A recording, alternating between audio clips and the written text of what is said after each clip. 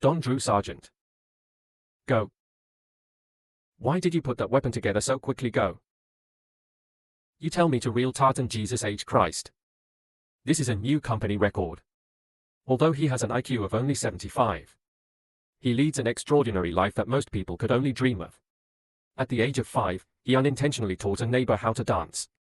Never expecting that this would inspire a man named Elvis Presley, who later became a TV sensation. In middle school, he was bullied relentlessly. In a desperate attempt to flee, he stumbled onto the football field. However, his exceptional running speed caught the attention of the coach, who then recruited him, securing him a spot at a prestigious university. Not only did he help his country win gold medals, but he also had the honor of being personally received by the president. After graduating, he joined the Vietnam War, where he single-handedly saved an entire platoon. This incredible act of heroism turned him into a national hero. After being discharged, he had no worries about food or shelter, but found himself with nothing to do. On a whim, he invested in a fruit company, only to later discover that this business brought him unimaginable wealth, enough to last multiple lifetimes. It seemed like all the luck that people dream of was concentrated on him. However, his life was not entirely blessed by fate. A congenital spinal condition made it difficult for him to walk without leg braces. His clumsy, duck-like gait often led to him stumbling, becoming stuck on the road, and facing relentless ridicule from those around him. At that time, even a self-conscious Forrest couldn't have imagined that he would one day become the pride of all Americans. Whenever his mother noticed his low spirits, she would always teach him in a gentle and firm voice, "You're the same as everybody else. You are no different." Although Forrest firmly believed his mother's words, the reality was that his IQ of 75 made even attending school a challenge. According to national regulations at the time, children with an IQ below 80 could only be placed in special education schools. However, his mother, convinced that Forrest was destined for greatness, refused to let him fall behind. After much pleading, the school principal finally came up with a special solution. "Is that Mr. Gump?" "Mrs. Gump." His mother did everything she could.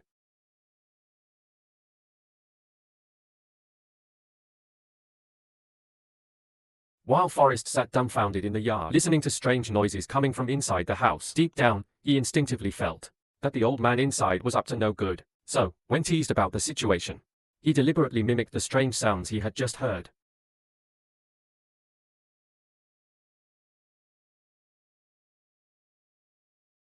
That night, his mother, as always, told him an interesting bedtime story, but Forrest's thoughts remained on the vacation his mother had mentioned earlier that day. Vacations are when you go somewhere and you don't ever come back. Back then, Forrest didn't know that his mother's so-called vacation actually meant that his father had left them for good. Although growing up without a father was tough, his great-grandfather had left them a big house. This allowed his unemployed mother to make a living by renting out rooms. Travelers from all over the country, each with their own unique stories, occasionally included some truly talented guests. Among them, one young man who enjoyed playing with Forrest discovered Forrest's natural talent for dancing. Even with his leg braces, Forrest could perfectly match the young man's rhythm. His unique movements greatly fascinated the young man.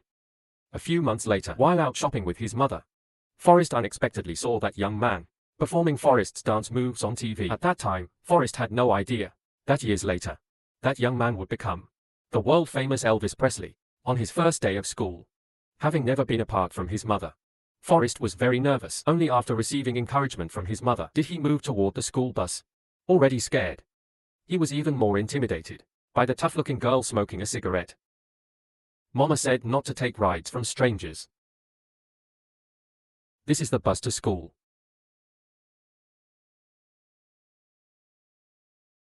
I'm Forrest Gump. I'm Dorothy Harris. Well, now we ain't strangers anymore. Forrest nervously got on the bus, but the other kids weren't friendly. Because of his unusual appearance, no one wanted to let him sit next to them. As Forrest was wondering if he should start crying, suddenly, he heard the sweetest voice in the world. "You can sit here if you want." Like an angel, the girl appeared in Forrest's life. Even years later, Forrest still believed she was the most beautiful woman in the world. The girl let him sit beside her and curiously asked about his leg braces. Besides his mother, this was the first time a girl had ever shown concern for him. The kind-hearted Jenny became Forrest's first friend. From that day on, they were almost inseparable. Jenny loved climbing trees with Forrest, bringing comic books along, trying her best to teach him the words she knew. In return, Forrest eagerly shared his own special skills. However, he didn't realize that Jenny had no real interest in his silly tricks. Although Forrest didn't understand why Jenny disliked going home, he would still stay with her until late. Their summer could have been peaceful and filled with happiness. But a group of new bullies soon disrupted their quiet life. Are you Forrest the stupid? Not for you, I just wanna fight, Forrest. Forrest didn't want Jenny to get involved, so he quickly turned and ran. But the bullies didn't give up so easily. They chased after him on their bikes. Run, Forrest! Run! Run, Forrest! Forrest instinctively looked back, only to see the bullies getting closer and closer. Terrified, he, who once struggled even to walk, began running for the first time. Hearing Jenny's encouragement behind him, Forrest miraculously learned how to run. But as he ran, he noticed something strange. The world around him began moving past him faster than ever before.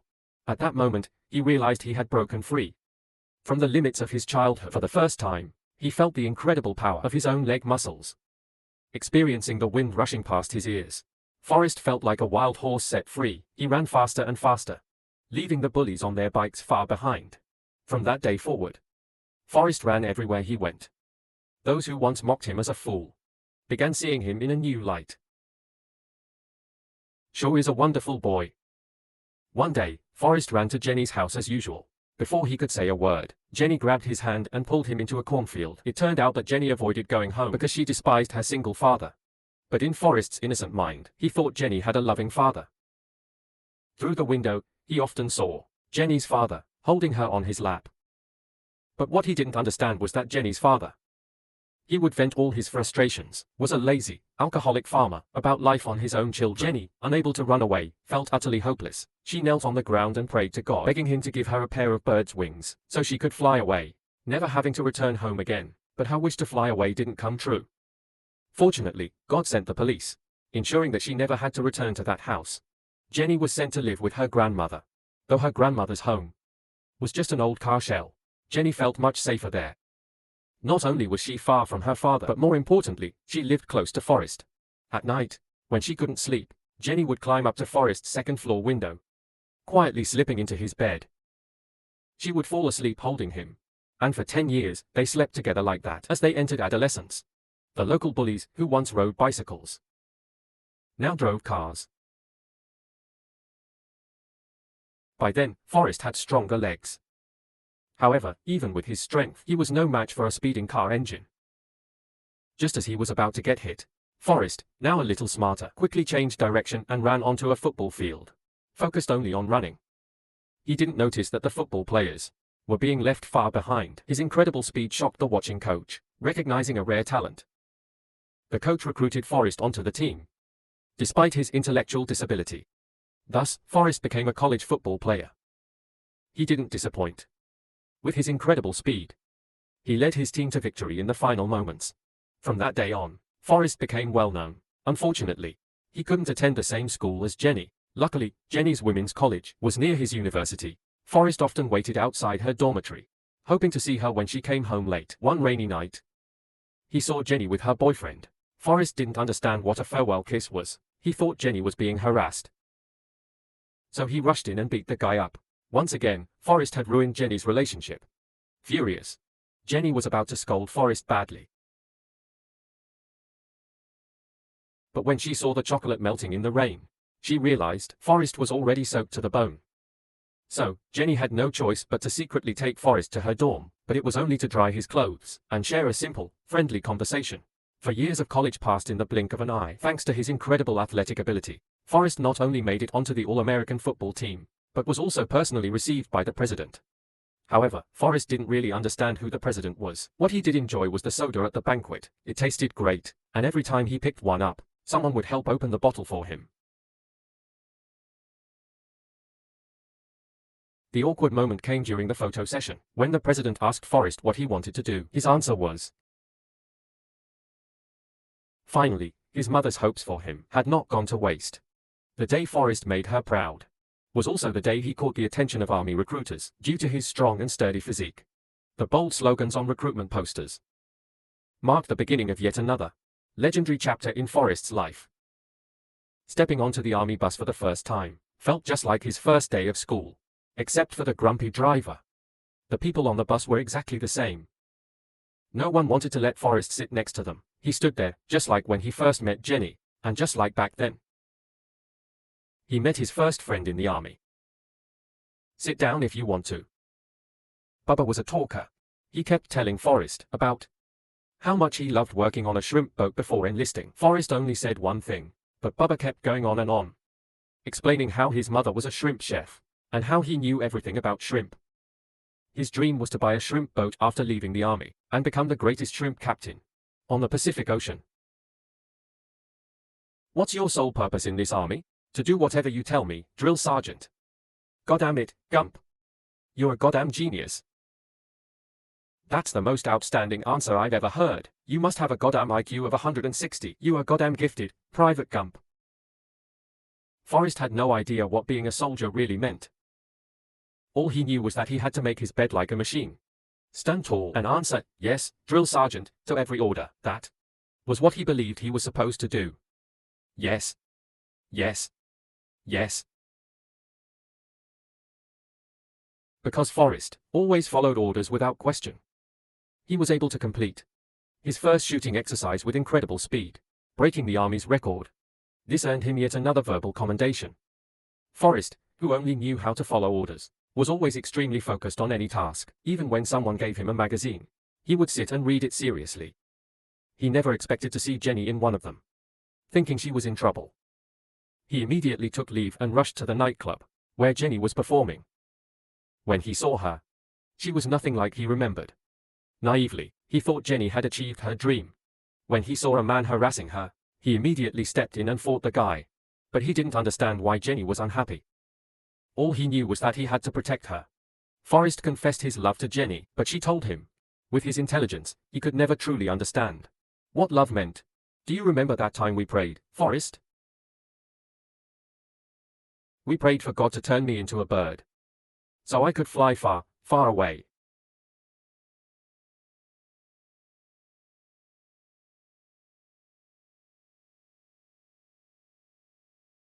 I think I can fly off this bridge.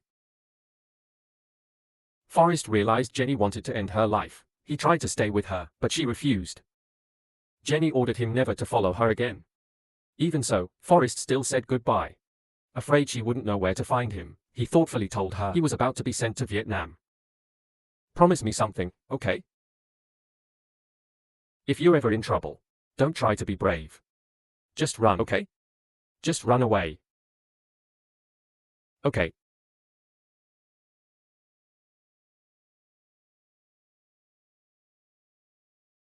Jenny. I'll write you all the time.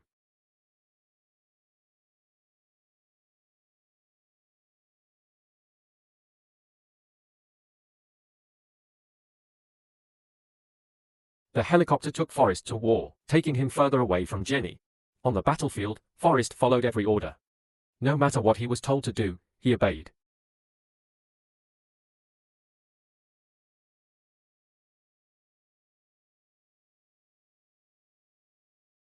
For 4 months in Vietnam, he did almost nothing but endure endless rain.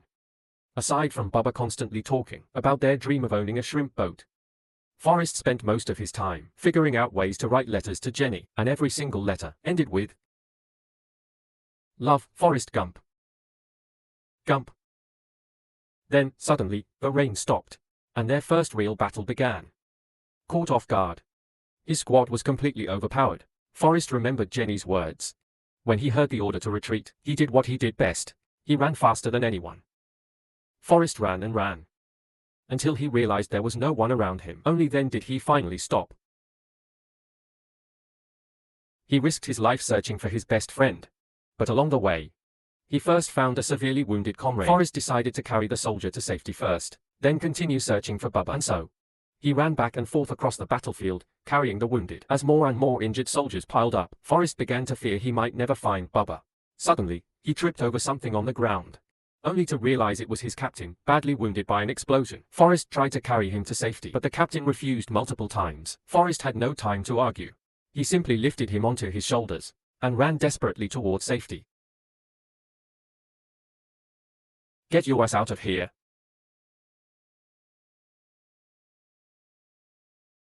"I didn't ask you to pull me out of there, Gump." "Where the hell do you think you're going, Bubba?" "I got an airstrike inbound. They're gonna blow this place to hell." "Don't you stay here, goddammit. That's an order." "I gotta find Bubba." For the first time, Forrest disobeyed an order. He was willing to risk his own life just to find the person he cared about most, but when he finally found Bubba, his heart sank.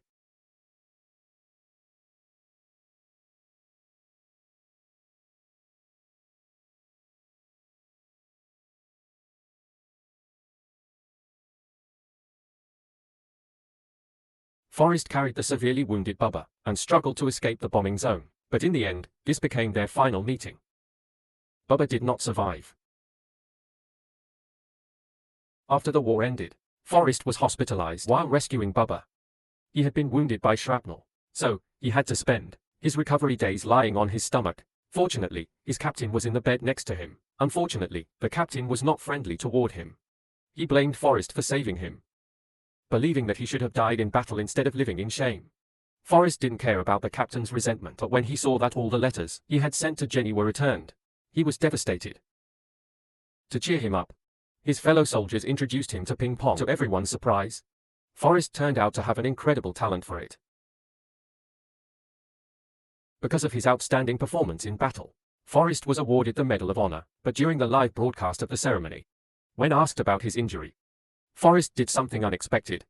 He pulled down his pants right in front of the president. This embarrassing moment made him a well-known figure across the country. Anti-war activists saw him as a symbol and led him onto a stage to give an anti-war speech. Just as Forrest was about to speak, someone was sent to sabotage the event. The only good thing about his newfound fame was that he got to see Jenny again after so long.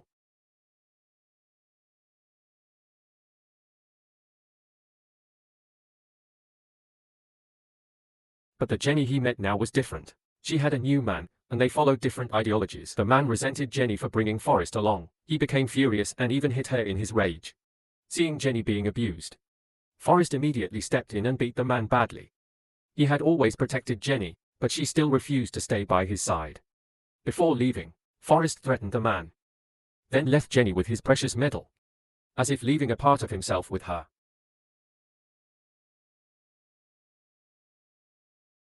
"You're my girl."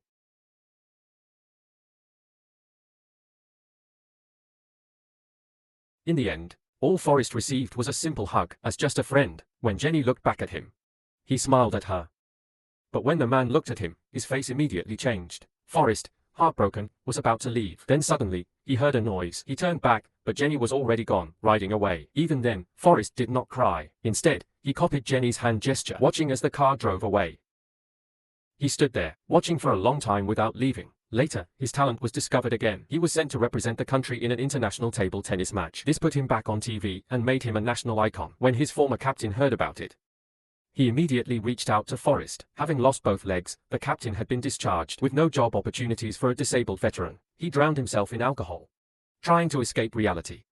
After parting ways with the captain, Forrest was invited to the White House for an award. While staying in his hotel room, he noticed suspicious activity across the street. This unexpected discovery led to the arrest of spies. However, because of this scandal, the president resigned. Forrest was also honorably discharged. Most people would be devastated to be kicked out of the army, but Forrest, instead, was overjoyed. Because during his time in the military, he had not been home for years. Now, he could finally return home openly and proudly to visit his mother. After a short rest, Forrest set out on a new journey. Because of his promise to Bubba, he traveled far and wide to find Bubba's family.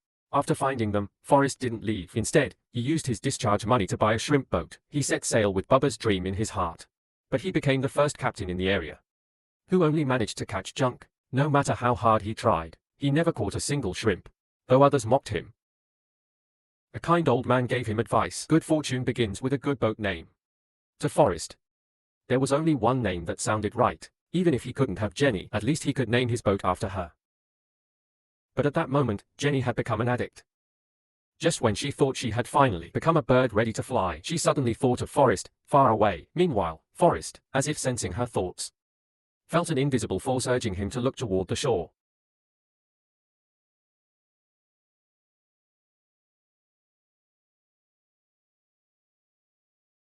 Overjoyed, Forrest jumped into the water and swam straight to shore. The arrival of his captain was an unexpected surprise. Forrest never thought that his letters had truly touched the captain's heart, persuading him to help run the boat. The captain knew Forrest just wanted to help him earn a living. Though deeply moved by Forrest's kindness, for the sake of his pride, he insisted on being given an official job title. "And I'm not gonna be calling you sir." "No, sir."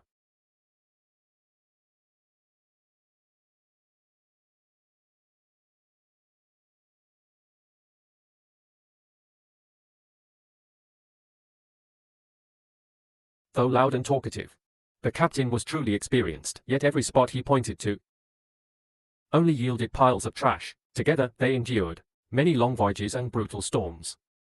But this time, their risk paid off. A massive storm had swept through the coast, destroying all the boats that had stayed behind. Only the Jenny, still out at sea, survived. It became the only functioning shrimp boat in the area, with no competition. All the shrimp and crabs in the ocean belonged to the two of them alone. They not only became millionaires, but also secured exclusive rights to the entire sea's resources. "I never thanked you for saving my life."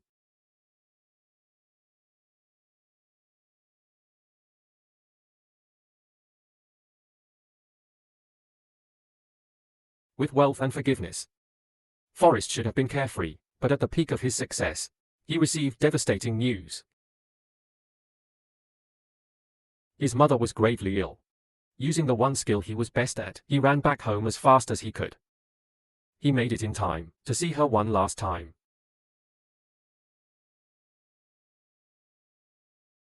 "Don't you be afraid, sweetheart. It's just a part of life. Something we're all destined to do." "I didn't know it. But I was destined to be your mama. Rather the best I could. You do good more. Well, I have to believe you make your own destiny. You have to do the best with what God gave you."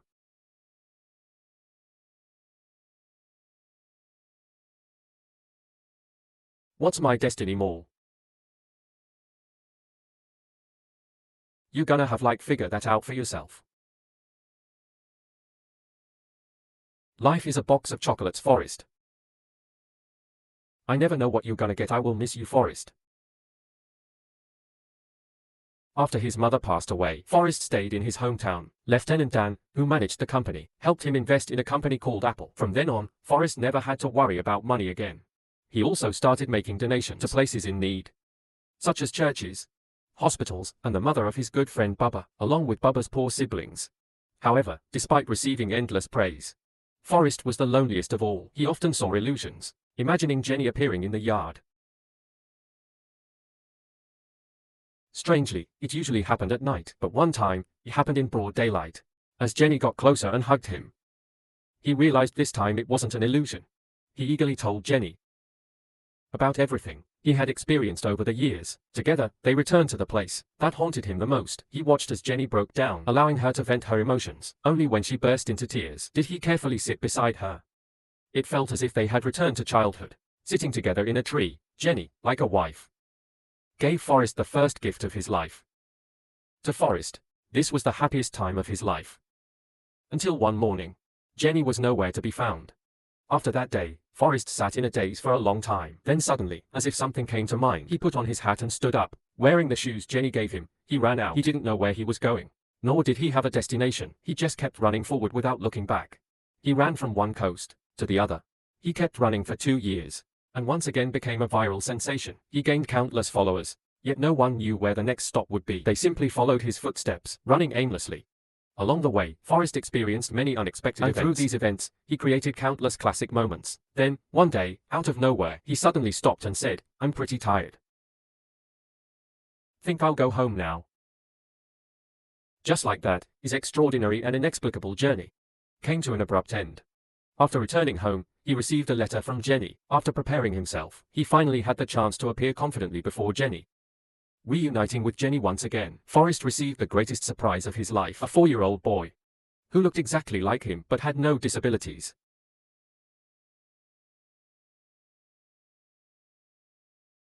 However, bad news always followed him closely. Jenny had chosen to see him because she was nearing the end of her life.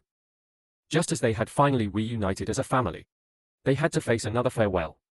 On the very same bed where his mother had passed away, Forrest said goodbye to the two most important women in his life. Some say that without his mother, Forrest would not have been as fortunate as he was. But I believe that if it weren't for Forrest's innate kindness and innocence, he wouldn't have achieved the life that everyone envied. Besides, his life was never truly lucky. Abandoned by his father, his childhood was incomplete.